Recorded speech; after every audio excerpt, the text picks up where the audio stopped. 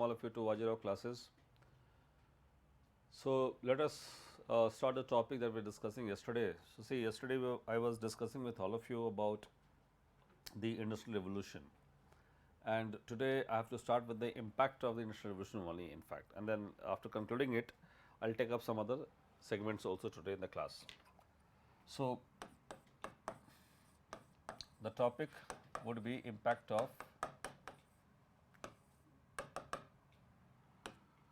Industrial Revolution. Fine.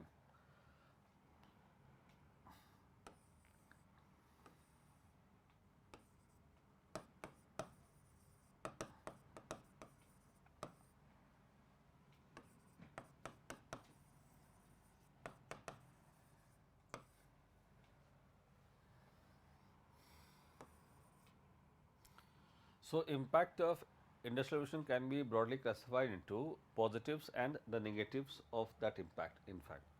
So, positive impact was it led to the increase in production of goods in the world.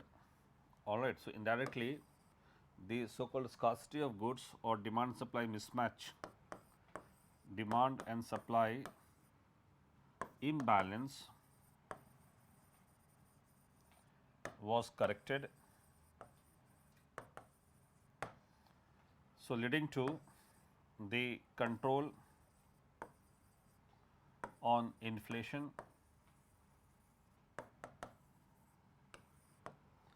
Inflation is basically hike in the price of a goods and services, that is called as inflation, in fact.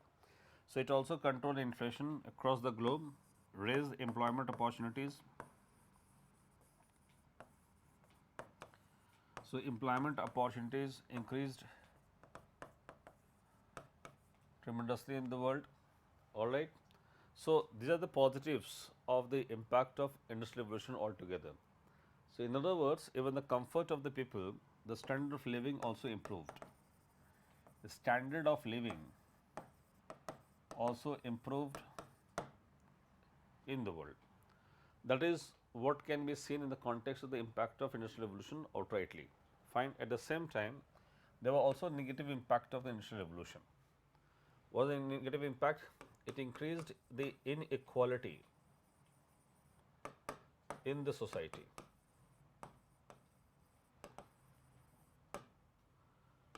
That is between the difference between haves and have-nots. So, haves and have-nots, the difference between them, it also increased further, in fact. That is the gulf between the rich and the poor, basically. Rich and the poor differences increased. That is related to this particular point only, is inequality only. All right, in that way. Thirdly, it also increased the exploitation of laborers, oblique workers. Fine, it led to the mobilization of the workers on the lines of bourgeoisie versus proletariat. Bourgeoisie versus proletariat.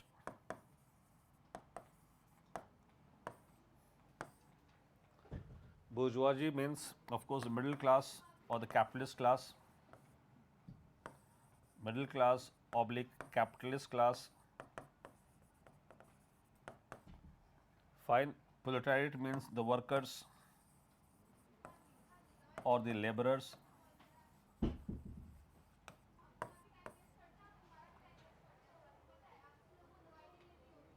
All right. So, bourgeoisies versus proletariat.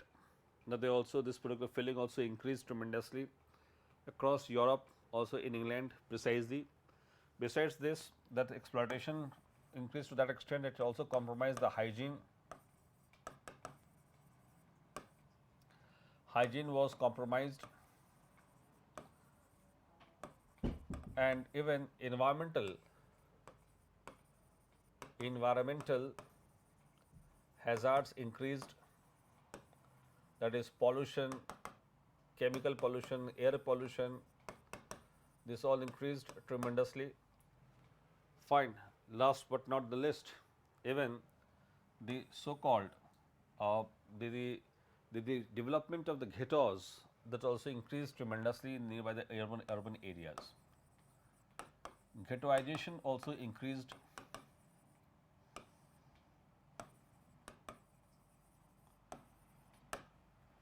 So, ghettoization also increased. Ghettoization simply means increasing the slum areas, slum.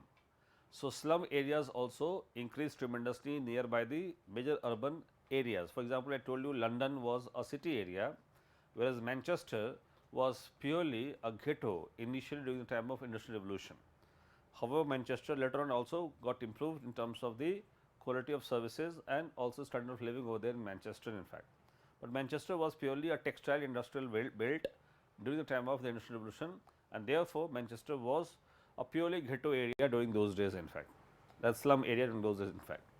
That is how you can see that negative impacts can also be seen in fact after the Industrial Revolution. Fine.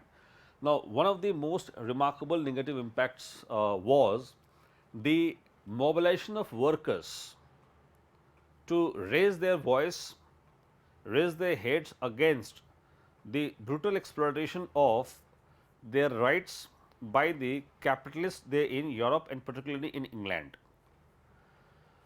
So, the workers started getting mobilized on a common line of grievances against the capitalist or the bourgeoisie class of England. That was the biggest of the impact of the Industrial Revolution. Same sort of, you can say, impact can also be seen in India, especially after 1991 economic reforms. This question has already been asked by UPSC in the mains examination. I told you the question was why Industrial Revolution began in England first, and then compare the Industrial Revolution impact in the context of India's industrial activities in recent past. So, that is what actually was a question asked by UPSC already in 2015 examination. So, therefore, such kind of questions are always important for you to understand that this particular impact that we have already highlighted had not been only in England, it can be seen in any part of the world wherever the so called the mindless industrialization process would take place in fact. That is a fact in all right. So, that is the positive and negative impacts of the Industrial Revolution altogether. Now, coming to the most remarkable impact of Industrial Revolution in England.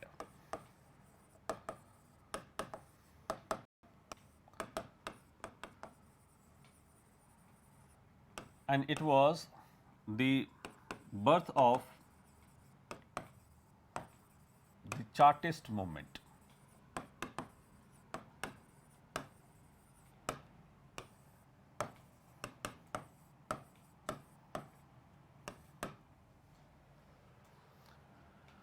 Now, the birth of the Chartist movement in 1830s was the most remarkable movement, the most remarkable impact of Industrial Revolution altogether. Alright, so Chartist movement was basically a working class movement in England.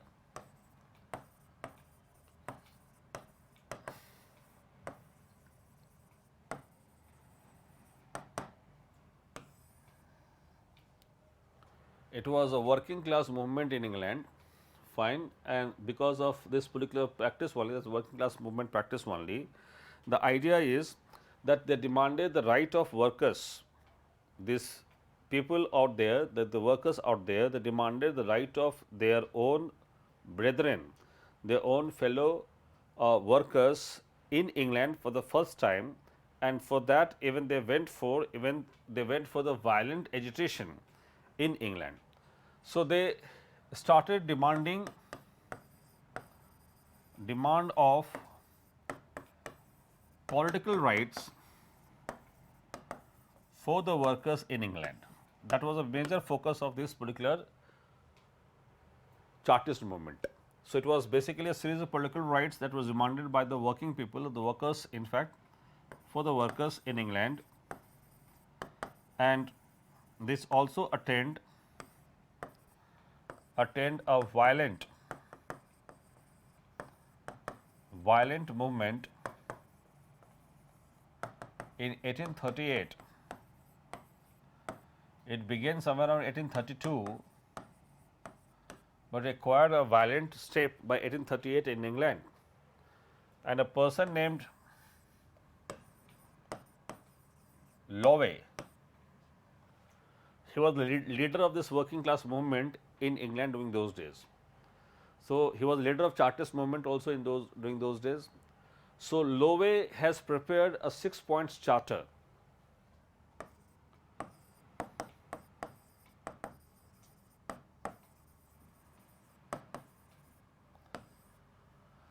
So, he prepared a 6 points charter. The 6 point charter was 6 demands. 6 demands that he, on the behalf of the workers of England, put up before the parliament or the parliamentarians or the government of England at that particular point of time. That was the contribution of Lowe. So, what Lowe did, Lowe actually put up a 6 points charter before the government of England that these rights should be granted to the workers as well. What were those rights? First, voting rights should be granted to everyone. That was the first and foremost right that they demanded from the parliamentarians of England. That is the voting rights. All right. Second, the voting should always be done on the secret ballot system. So, election should be always done on secret ballot system. Secret ballot system, that to whom you are voting should not be disclosed, should not be named, should not be of course, informed to anyone in fact. So, secret ballot system to preserve the element of so called democracy in that way. That was the point. Third, there should be no property qualification.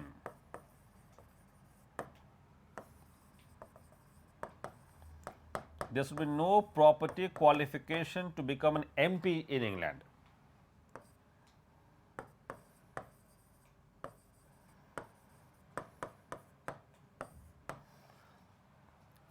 Now, see, no property qualification to be an MP in England is another very remarkable demand for them, by them in fact. Earlier, to become a MP or member of parliament in England, one has to have a huge property also. So, by this particular logic, all the other people or the, let us say, the poor people or the have nots in fact would be completely discarded, completely disowned in the entire political system of England. So, political system of England was being controlled only by the capitalists in that way. So, obviously, they have demanded there should not be any property qualification to fight the election to become an MP in England in fact. That was also one of the demands of the Chartist movement. All right. The fourth one was that once the member is elected, once a person or any individual is elected as an MP there in the Parliament of England, there should be some method of payment also for them. So, payment for the elected members.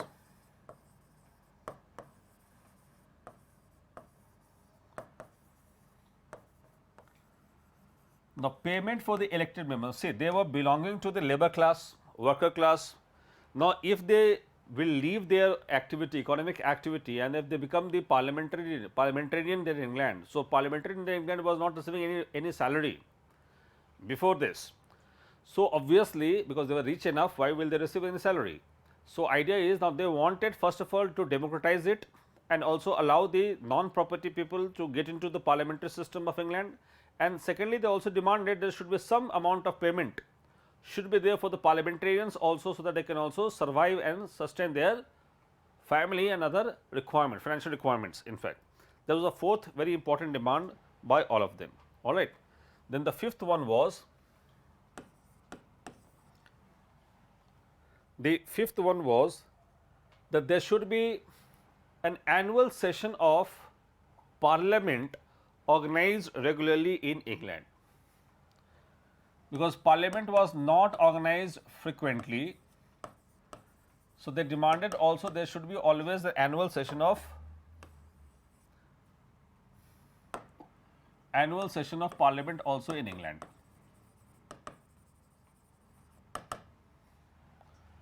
So, annual session of parliament was also one of the demands put up by the Chartist movement in fact. And then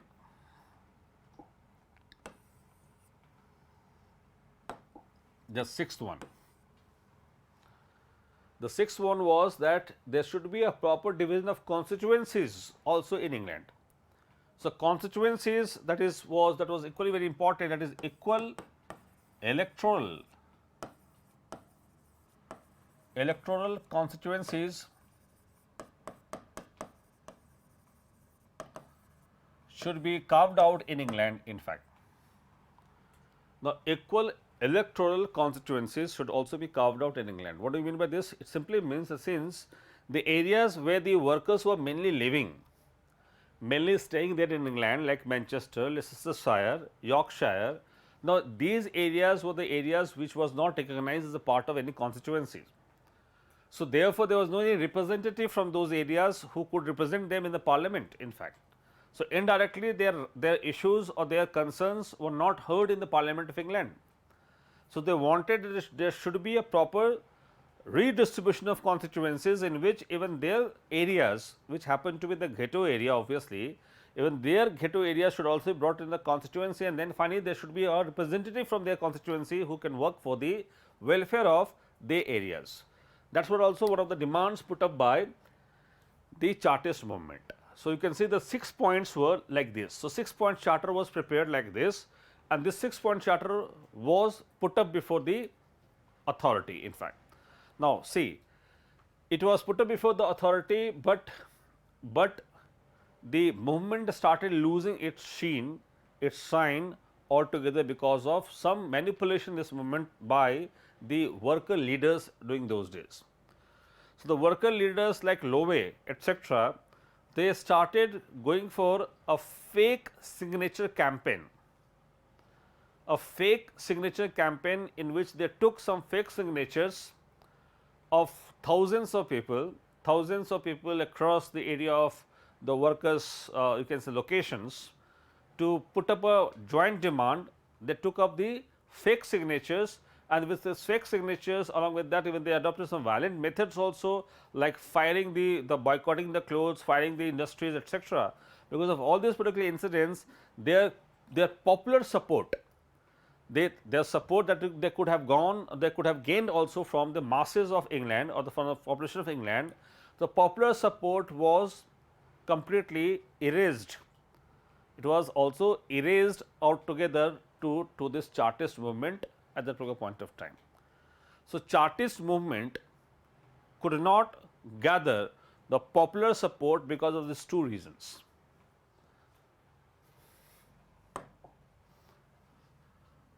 So, why it failed?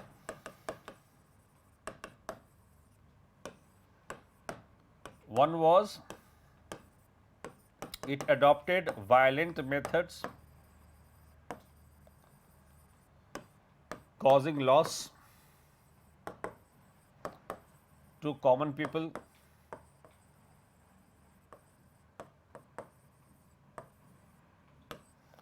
Second one was the fake signature campaign.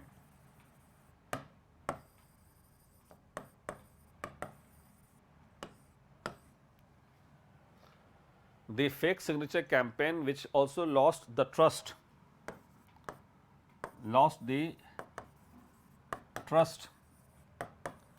of the common people. So, because of this movement failed, could not succeed in terms of getting their rights acknowledged by the parliamentarians. So, obviously, demands were rejected and there was nationwide strike also, but gradually this all movement started losing its sheen, it faded away due to these all particular factors only.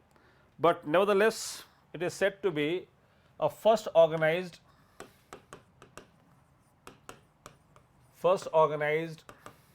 labor movement in England,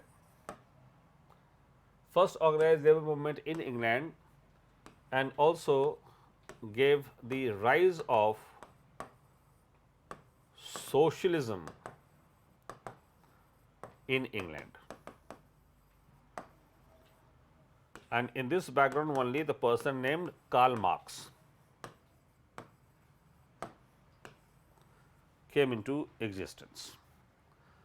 So, in this background, Karl Marx, who became a cult, of course, of socialism in the world afterwards, he came into picture after these all particular episodes only in England. Fine. Now, see Karl Marx and the rise of socialism, because the syllabus clearly mentions about the ideologies like socialism and communism, which also you have to prepare in fact. So, let us see now the rise of socialism. It was also linked with the Chartist movement only. So, Chartist movement is now done with. Let us see the rise and the spread of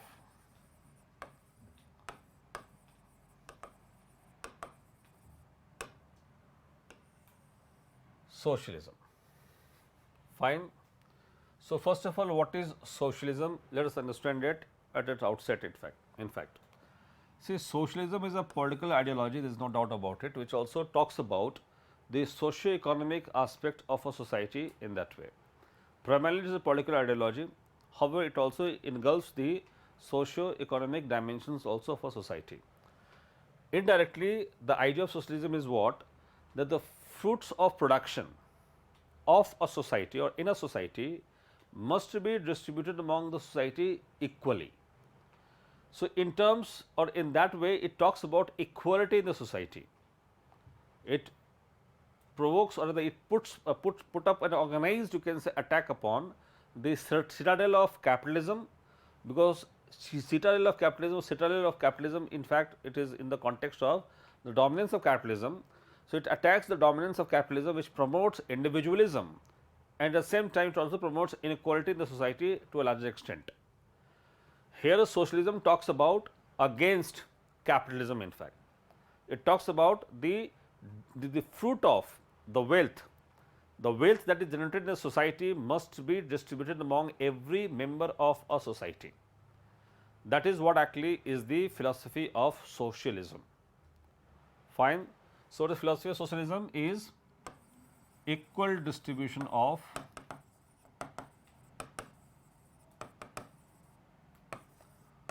wealth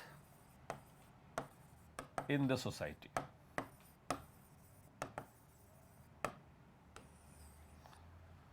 That is the core of the philosophy of socialism.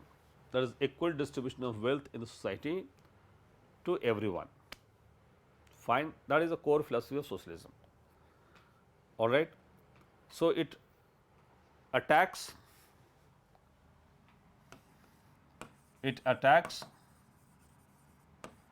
the citadel of capitalism, which is against this, because capitalism promotes individualism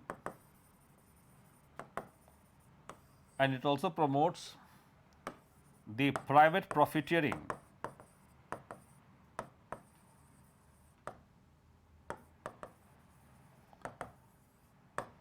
at the cost of society. So, capitalism is an antithesis to socialism altogether. So, both of these ideologies are against each other in fact. So, that is what actually is the capitalism in fact altogether. Fine. It is said that socialism emerged due to capitalism only. Now, since capitalism had already emerged in the Western European countries by the early 18th century itself, and of course, it was pushed up on an organized scale by the writings of Adam Smith in the Wealth of Nations. All right.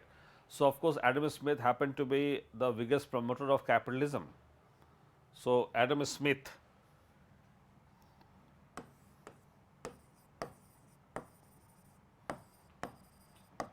is said to be the father of modern economics and also the promoter of capitalism across the world after that. And obviously, this ideology of socialism that we talk about here, it was an ideology which was promoted by Karl Marx. So, in that way, Adam Smith and Karl Marx were against each other. So, Adam Smith and Karl Marx were against each other. However, the time period is different. I mean, Adam Smith time period was mid of the 18th century and Karl Marx time period was the mid of the 19th century in fact. But Karl Marx came after Adam Smith, there is no doubt about it, all right. And before Karl Marx also, there were various scholars who used to talk about the core of the philosophy of socialism even before him in fact. All right, so we will talk about that also, but Karl Marx was the major proponent of the promoter of the ideology of socialism across the globe in fact. That is what actually the contribution of Karl Marx, because he very organized, he on an organized scale he attacked capitalism and he provided the base for the scientific socialism in the world. So, we will talk about that now. That is what actually the basic concept of socialism in fact for all of you. Now, let us see how it began.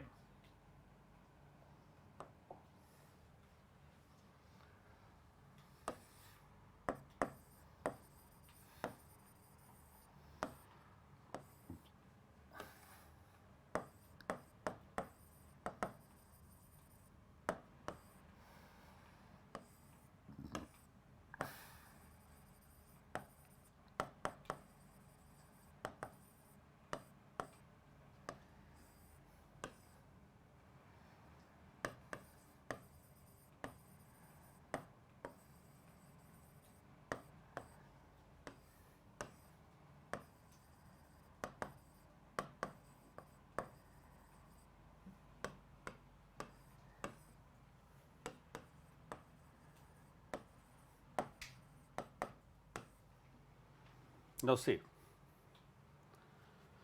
now before Karl Marx, I just told you Karl Marx period was in the mid of the 19th century. Before Karl Marx, already there were various scholars who had spoken about the socialistic ideology altogether.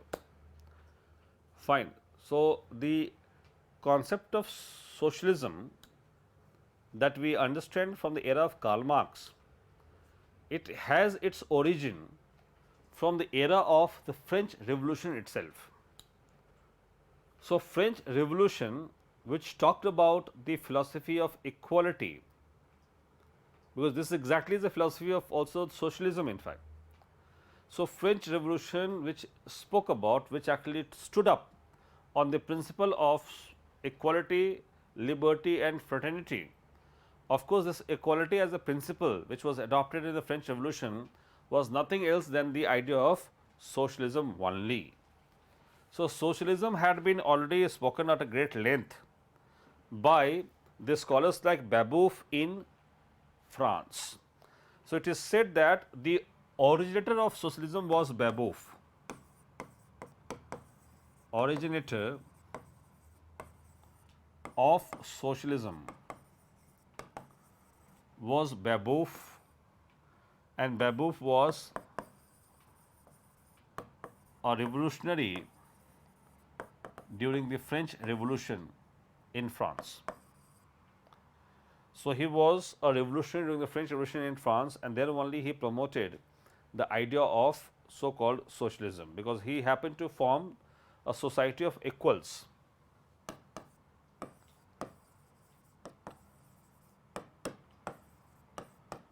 So, a society of equals was formed by him, and the society of equals was formed during the French Revolution, which was not liked by many of the bourgeoisie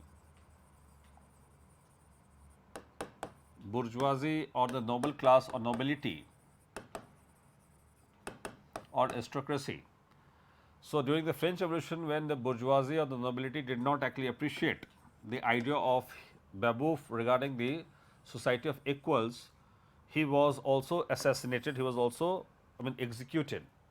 That is called as Babeuf's conspiracy in the history of French Revolution altogether. So, he was executed because of his ideas, which was highly revolutionary during those days. So, he was executed by these people during the French Revolution only. Alright, that particular phenomena in history is called as Babeuf's conspiracy. So, through the Babeuf's conspiracy, he was finally executed by the nobility when the revolution was still on, in fact. Fine, that is how Babeuf came to, his life came to end, but he was definitely a propagator of the idea of society of equals, where he promoted that the wealth of nations must be distributed among everyone in the society, in fact. So, that is what actually was the idea of society of equals promoted by Babeuf. Then the next very important person came, he was Saint Simon. Now, Saint Simon was also from France. Now, as the name will indicate to you, he was sent. He means that he was a father, a pope in a church. So, he was a pope in a church, and he was such a kind-hearted person. It is said that whosoever used to go to him and demand anything, whether bread or house or let us say cloth or medicine, whatever, he was a person who used to give everything and anything to anyone, in fact, during those days. Therefore, he was a person who was having saintly character. So, he was Saint Simon, who actually promoted the idea of socialism, that is called as Christian socialism. He promoted the idea of Christian socialism,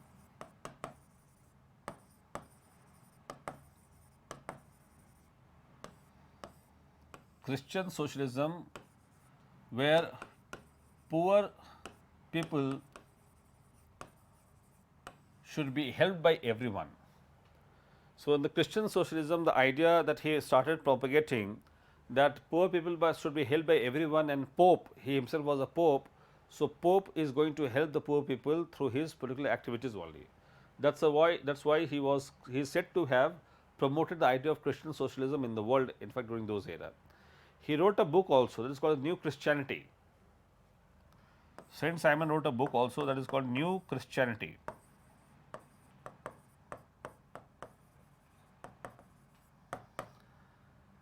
And his book of New Christianity gave a new dimension to Christians or Christianity, or people who follow Christian as religion, that in this book only he actually asked to donate something to anyone who is in need. So, something which is in possession of the haves must be given to have nots, and from each according to your capacity, to each according to the needs of a person, one should start donating, one should start offering the goods and other services to the needy ones, in fact. So, what did he promote? He promoted from each according to his capacity to each according to his needs. That was his philosophy that got promoted through New Christianity. From each according to his capacity to each according to his needs.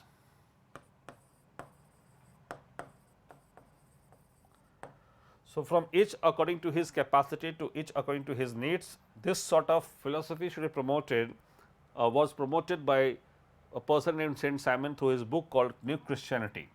So, according to this philosophy, the idea was that whosoever is there and whosoever is following Christianity, now they should actually believe that whatever resources they are actually having, they must try to help anyone who is in need of those help. That sort of philosophy was pushed up by him after the French Revolution only. So, he was equally a person of France who promoted the Christian socialism during those days. Then you have the next one, that is Charles Fourier, again another person from France. So, Charles Fourier was a person who talked about, or who pushed about the workers' welfare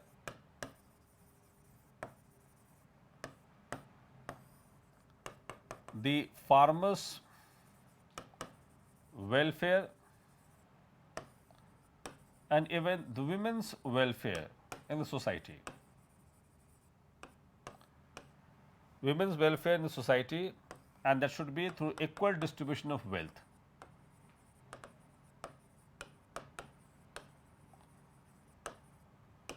So, Charles Fourier has been another scholar, or greatest scholar in fact, who spoken about the farmers, workers' welfare along with the women's welfare, and even this welfare can be achieved only through equal distribution of wealth. So, the wealth should be distributed among the workers, farmers and women as well. That is how he also spoke about the equality of distribution of wealth in the society, in fact that is the core philosophy of socialism. So, Charles Fourier happened to be a person who also made a very popular statement that if one wants to judge the degree of civilization of any society, one should see the position of women in that society. So, if a civilization has really matured, really remarkable, then just try to analyze what was the position of women in that civilization in fact. A statement made by Charles Fourier which became very landmark statement afterwards in fact. Coming to Robert Owen. Robert Owen was from England. Now, all of these were from France initially, but Robert Owen was from England, and this person Robert Owen, he is said to be the coiners, or you can say he coined the term called socialism for the first time. So, word called socialism was coined by him.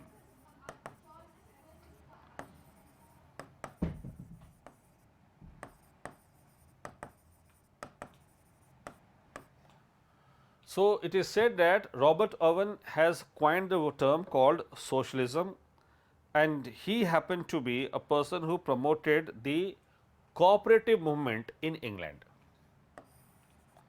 So, he is also called as father of cooperative movement. Cooperative movement. So, Robert Owen is also called as father of cooperative movement in England. Fine. And under the father of cooperative movement, what did he promote? He promoted that everyone should actually have the control over wealth. Everyone should get the control over wealth, and in that way he promoted the idea of utopian socialism. Utopian socialism, where everyone should have the control over wealth and resources. Whether land is there, capital is there, anything is there, everything is to be distributed among the individuals, among the people who actually are involved in the economic activities. So, that is something was promoted by him under the utopian socialism in fact. That is the reason why it is called as utopian socialism. Utopian means that something which is highly imaginative, all right. That is something he also promoted through his particular speeches or his particular ideas itself, all right. So, he spoke about the ideal societies and do not believe in any form of class struggle or political revolution for socialism to emerge. That is the reason why he was a supporter of utopian socialism, which was challenged by Karl Marx in a very organized way, in fact, in a very organized way. So, this was utopian socialism had come out from Robert Owen's statement only. Then Louis Blanc. Now, Louis Blanc was again from France, but he actually was a person who supported the revolutionary socialism as well. Louis Blanc supported revolutionary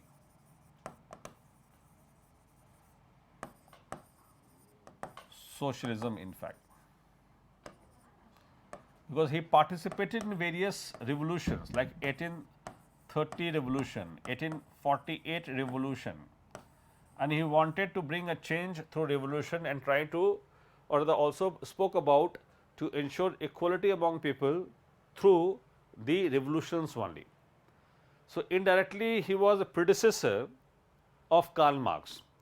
He was one degree ahead from Robert Owen, but he was close to Karl Marx in the context of also supporting the idea of revolution, radical change. And radical change, what Karl Marx described, can only happen if there is a class struggle. All right. So, we will talk about now Karl Marx. So, this is how Karl Marx era came to start in fact. So, you can now say before Karl Marx, already there were various scholars, various people in the world who propagated the idea or message of socialism in some of the other manner in fact. Now, when Karl Marx came into picture, he started propagating socialism in a very organized way, on a very organized scale in fact, all right. That is the background of socialism before Karl Marx. Now, see Karl Marx era.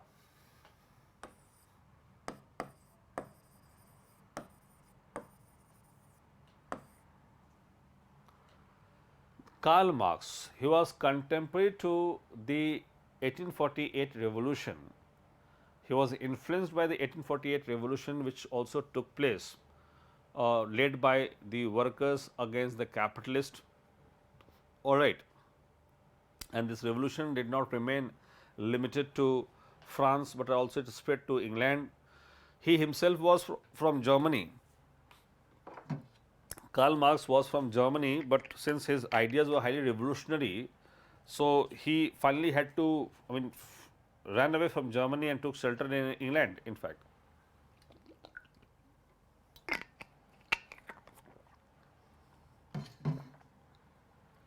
Now, see, he was from Germany, but because of his revolutionary ideas, he had to run away from Germany and took shelter in England.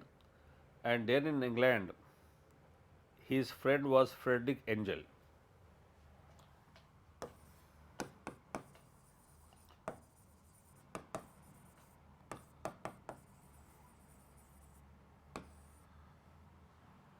So, Karl Marx and Friedrich Engel. Friedrich Engel was a rich person and having resources also in England. So, he supported Karl Marx, and both of them were instrumental in establishing various socialist, you can say, organizations to promote and propagate the ideology of socialism. They in England and also across the Europe, across all the parts of Europe also, in fact. That was their contributions largely. So, Karl Marx is said to have established the League of Just. He established the League of Just to propagate his message of socialism, under which he also wanted to have an equal distribution of wealth among everyone in the society. So, wealth must not be controlled only by the capitalist, because capitalist controls the wealth, and because of that they exploit the laborers and the workers mindlessly, and the workers of the world, they are brutally exploited because of this capitalist mindless exploitation policies only. That is the reason why Karl Marx was also against capitalism, and he was equally also against imperialism in that way. So, Karl Marx, he started writing, or rather he wrote, or rather he formed in fact the League of Just, and then afterwards with the assistance of Friedrich Engel, both of them, they were instrumental in writing the book called Communist Manifesto.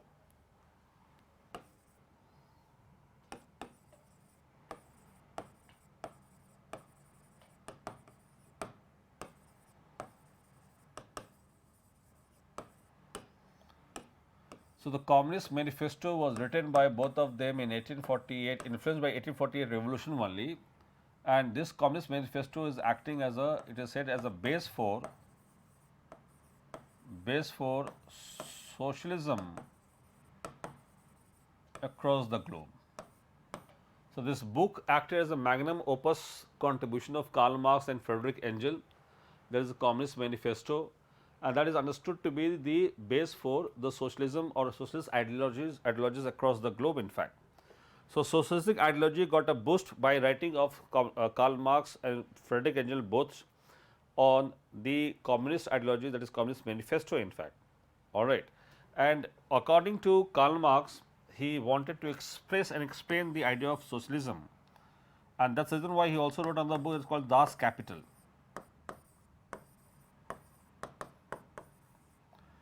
So, Karl Marx wrote Das Kapital in 3 volumes.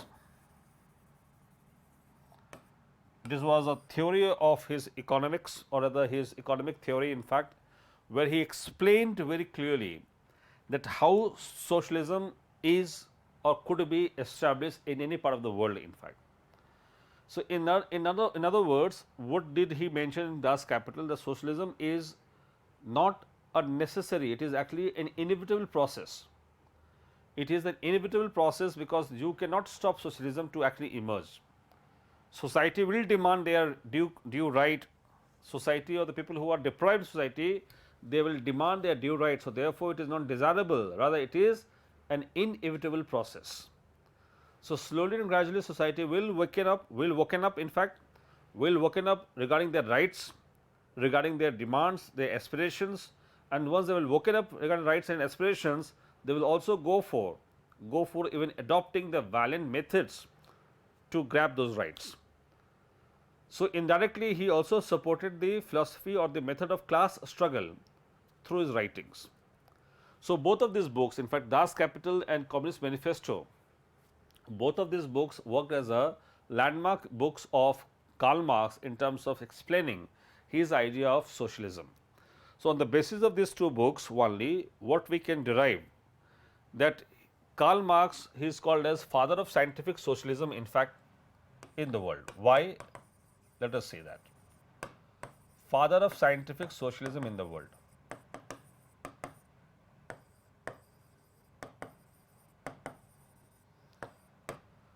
Now, see why father of scientific socialism? Because science says that there is always a cause and effect. There is always a cause and effect behind every process. That is basically science. So, scientific socialism simply indicates that there is or there are or there was or there were causes of the rise of socialism, and there would also be the effect of socialism in fact. An effect of socialism could be seen in the form of the class struggle. So, class struggle would be fundamental philosophy of Karl Marx, and this class struggle is based upon the division between haves versus have-nots. So, class struggle is basically between the rich and the poor. Rich and the poor. On the basis of his philosophy of class struggle only, he also came out with the philosophy of historical materialism. That is theory of historical materialism.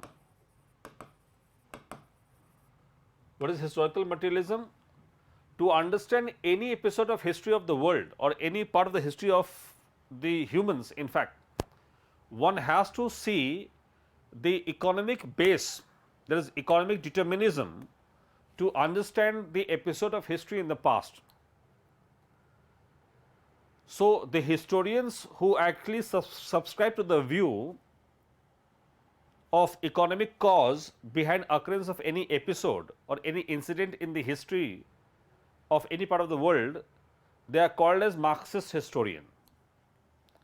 Why Marxist historian? Because the Marxist historian always tries to look into the economic angle, economic reason, economic cause behind happening of any incident.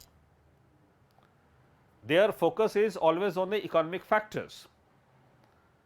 And another factor, another focus is also the class struggle, that is between the haves and the have-nots. All right, that is rich and the poor.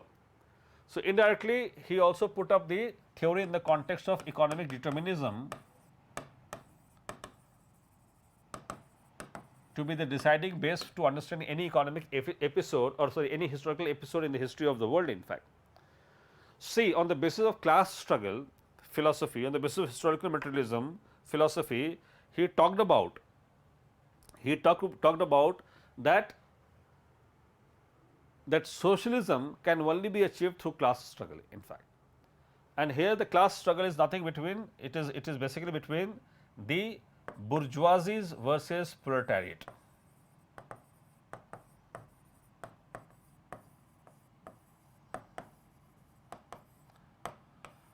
In his book, he also gave the philosophy of surplus value. The concept of surplus value was also given by Karl Marx. All right, surplus value, theory of alienation.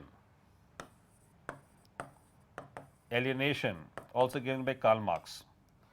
What is surplus value and alienation? See, surplus value is simple to understand, that the surplus production of any industrial activity or any production activity, it is grabbed by the capitalist. It is grabbed, controlled and taken by the capitalist. Workers are never paid fully for their work. According to this philosophy, workers do not receive full payment of their work in a capitalist system. All right, so they will be asked to work day and night. They will ask to devote their life for the organization or for the company, for the factory day and night.